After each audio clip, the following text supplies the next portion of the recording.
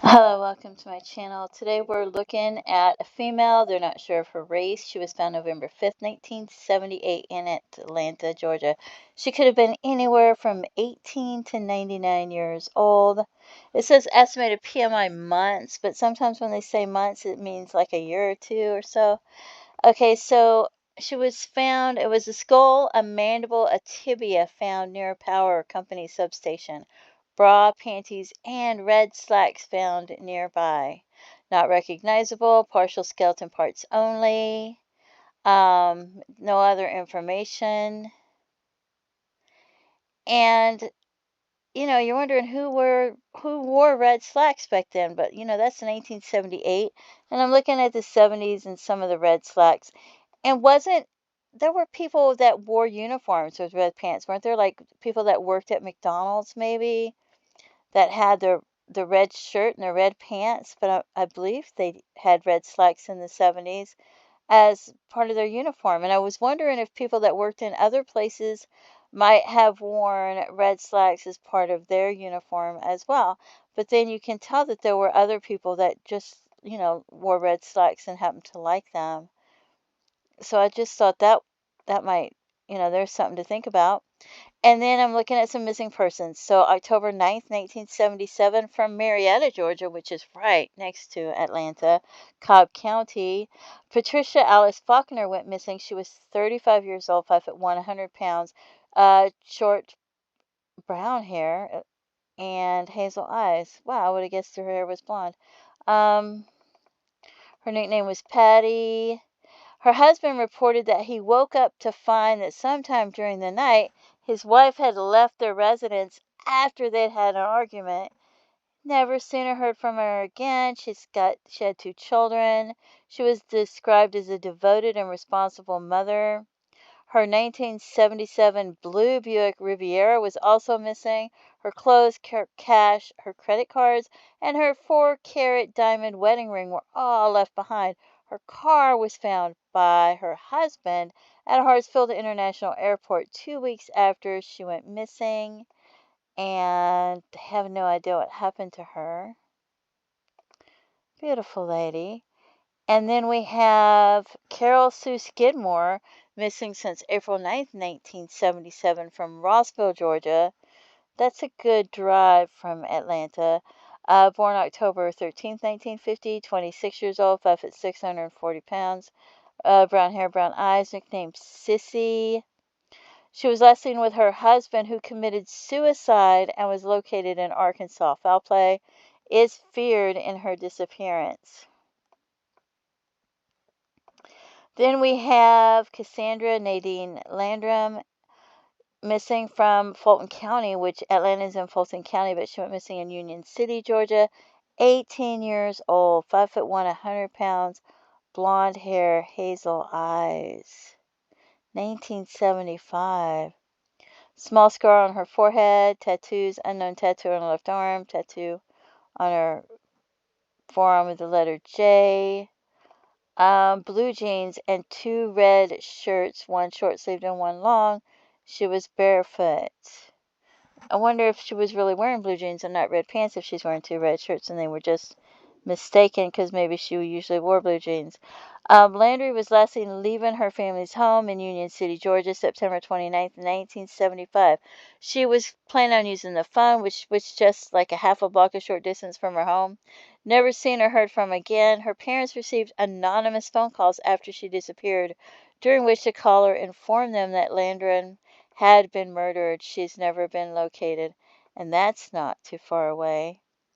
Then we have Frances Marie Denney Curfman, missing from Austell, Georgia, 1974. This is what, 4 years before? 4.5 years before? Austell's pretty close, though. 23 years old, 5'2", 110 pounds. And she was employed in the administrative offices of Six Flags Over Georgia in a full-time position. She was living with her parents in Carroll County, Georgia at the time she disappeared. She drove her parents' car to work on the day that she mentioned she was going to spend the night with a coworker, Valentine's Day. Therefore, her parents, they didn't become alarmed until the following evening. She never returned from work and did not contact them. From that point on, they've never found her.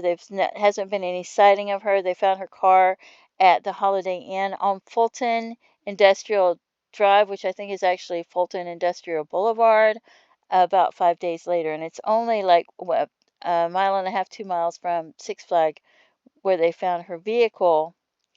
And because the unidentified person was found at a hold on. It said they were found at near a power company substation. And I do believe that there are some power company substations on that road, on the Fulton Industrial Boulevard that the Holiday Inn was on, where her vehicle was found. So I don't know if that could be her, but I wonder if something happened to her and whoever did it was the same person that might have done this as well, or if it could have been her. And so I was just wondering, black hair, green eyes, just wondering maybe if somebody did something bad to her, maybe if it was the same person that they lived in that area, or if it was a coworker, you know, then I just, I feel like if somebody's going to do something bad to somebody, are they really only going to do it once? I don't know. Just speculation, though. And then we have Margaret Aileen Smith, missing December 23rd, 1978, from Birmingham, Alabama. 5'5", 110 pounds, reddish brown, short hair, heavy smoker. And there's a freeway you could take from Birmingham to get to Atlanta, but it's a little bit of a ways, but not, it depends. If you're a truck driver or somebody like that and you're used to driving, it wouldn't seem like that far.